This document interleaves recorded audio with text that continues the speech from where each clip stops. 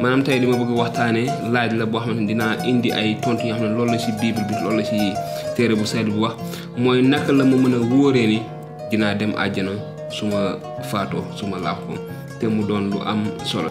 lii la kàddu yàlla wax mu ni dama leen a bind mbir yi ngir ngeen xam ne am ngeen dund gu dul jeex yéen ñi gëm ci turu doomu yàlla ji. ngir ngeen xam ne am ngeen dund gu dul jeex yéen ñi gëm ci turu doomu yàlla ji. 1 Jean chapitre 5 verset 13. bàyyil xel nga nekkoon waxtu wi ci kanamu yàlla te mu laaj la lan moo war a tax ma dugal la àjjana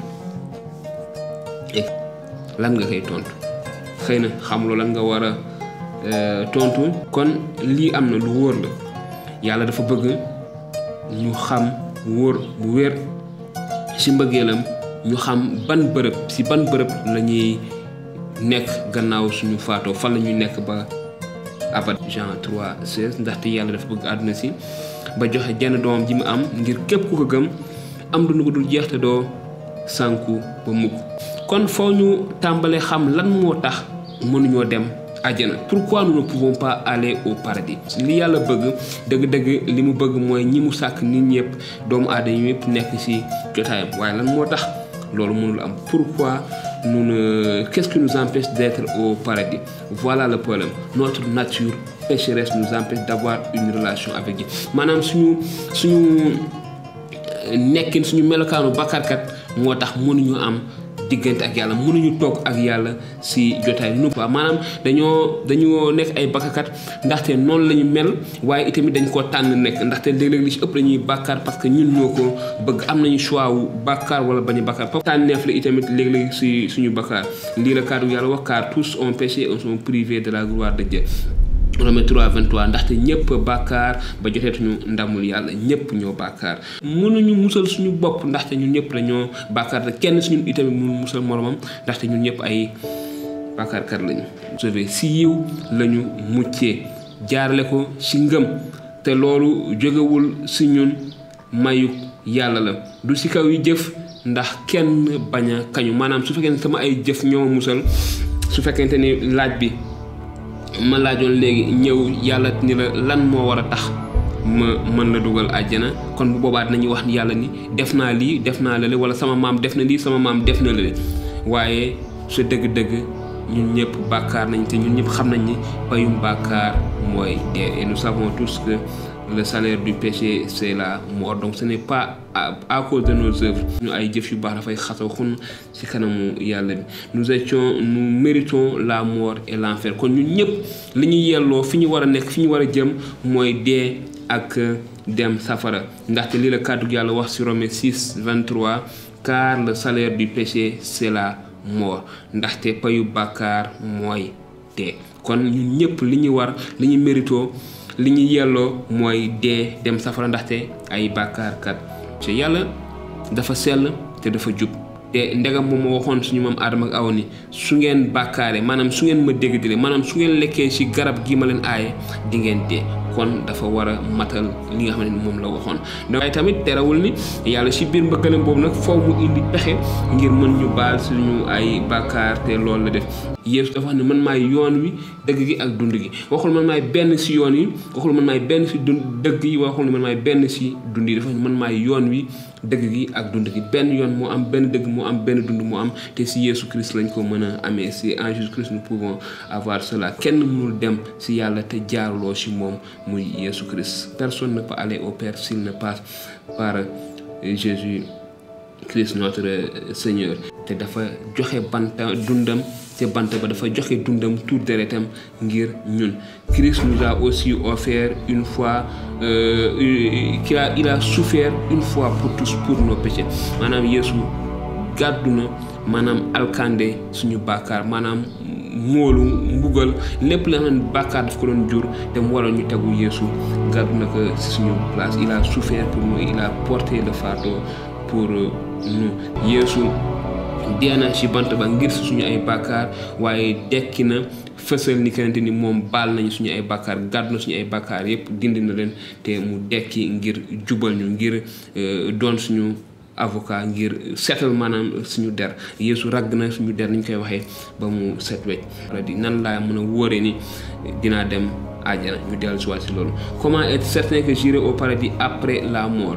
Tontu bi laaj boobu mooy li nga xam ne moom la acte 16:31 wax mu ni gëmal ci borom bi Yeesu te di nga mucc. Crois au Seigneur Jésus et tu seras sauvé et tu auras la certitude que tu iras au paradis te mu wóor la di nga dem àjjana. Mais à tous ceux qui l'ont reçu, à ceux qui croient à son nom, il a donné le pouvoir de devenir enfant de Dieu. Madame Jean chapitre 1 verset 12 mu ni ñëpp ñi nga xamante ni gëm nañ ko te nangu nañ ko jox nañ leen sañ-sañ ñu nekk ay doom yàlla. À tous ceux qui ont cru à son nom, à tous ceux qui croient, il a donné le pouvoir de devenir des enfants de Dieu. Nous sommes des enfants de Dieu à tous, nous tous qui croyons au sacrifice de Jésus-Christ. Si loolu mën nañu am dund gu dul jeex ni ki may goo xamante ni dañ ñu ko may yelloo ñu ko maanaam yiw la. Yàlla moo ko tànn defal ñu ko may ñu ko du lu ñu ñàkk du lu ñu yelloo ndaxte bu ñu fàtte ni kenente ni li ñu yelloo mooy dee dem safara. Ce que nous méritons, notre salaire c'est la mort et c'est l'enfer. Dund gu maanaam yiwu yàlla wala dund gu dul jeex mayu yàlla bi mooy dund gu dul jeex gi nga xam ne am nañ ko jaarle ko ci Yeesu Christ. Donc c'est ça, le don gratuit de Dieu, c'est la vie éternelle en Jésus-Christ notre Seigneur. Mayu bi yàlla gi mooy dund gu dul jeex jaarale ko ci Yeesu Christ suñu musalkat ak suñu borom. Romains 6:23. Vous pouvez vivre une vie pleine de sens dès maintenant. Kon tàmbalee ci jamono jooju xam ne jox nañu Yeesu Christ suñu dund mën nañu dund bu am solo, dund bu maanaam bu tekki lu bëri, maanaam dund bu yàlla bëgg, dund bu am sens ci suñu dund. Donc dafa wax ni dama ñëw ngir xar yi jur gi ngir taalibe yi am dund gu dul jeex, mais ñu am ko ci lu bëre, ñu am ko ci naataange, maanaam nekk ci naataange gudul jeex. Fii dama ñëw ngir taalibe yi ngir jur gi ngir njaboot gi am dund, waaye mu tax qu'il soit dans l'abondance te ñu nekk ci woomle ñu am ko ba mu doy. Jean chapitre 10 verset 10. mën ngeen xalaat ci maanaam nekk ci jotaayu yàlla, nekk ak Yeesu te mën nañu nekk ak Yeesu te dinañu nekk ak Yeesu ci aljana comme il l'a promis, ni mu ko diggee moom borom bi Yeesu ci boppam moo ko diggee. mu ni taalibe mi su ma demee dinaa leen waajal bërëb bu ngeen nekk, te su ma waajee bërëb boobu ba noppi dinaa dellu ci jël ci leen ba fu ma nekk yéen itamit ngeen nekk fa.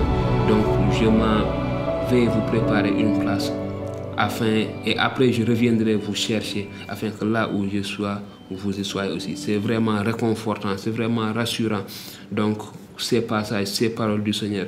Donc en tant qu'enfant de Dieu, en tant que disciple de Jésus-Christ, nous pouvons avoir la certitude ni ko borom bi Yeesu diggee ni ko waxee mën nañu am ni ko ay taalibe kóolute gu wér ni dañu nekk ci àjjana ci jotaayam ni mu ko diggee. Mais je ne veux pas juste vous laisser avec ces passages qui vont nous laisser peut-être vivre une vie qui selon la chair.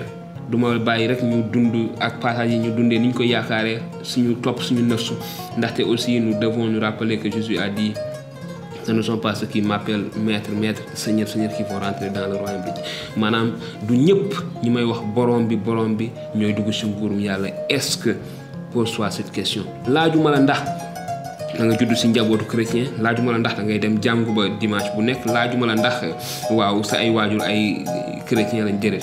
Ma question est de savoir, est-ce que toi tu es disciple, enfant de Jésus-Christ, enfant de Dieu, disciple de Jésus-Christ? Ndaxte yow taalibe nga wala doomu yàlla nga, ndax taalibe Jésus-Christ nga, ndaxte ndax yow sa bopp am nga branchement ak connexion boobu sa diggante ak yàlla. Kon waxtu wi ngay jël maanaam ci jàng Jean 14 mu xiirtal la dooleel la ngir nga dëgër lu jëm ca kanam lu am solo, ndaxte borom bi Yeesu na dellusiwaat jël ñi ko gëm ñëpp. waaye itamit moom moo waxoon ni du ñi may wax borom bi ñëpp ñoo dugg ci nguuru yàlla. kon di la bàyyi itamit ak aaya yooyu nga mën a xalaat xoolaat sa bopp bu baax ndax yow taalibe nga ndax doom nga te su fekkente ni loolu la sant yàlla ndaxte yàlla wax na ni ci kàddoom ni àtte leen seen bopp balaa ñu leen di àtte kon nañu taxaw ñun ñëpp kenn ku nekk ñu àtte suñu bopp xoolaat suñu diggante ak suñu borom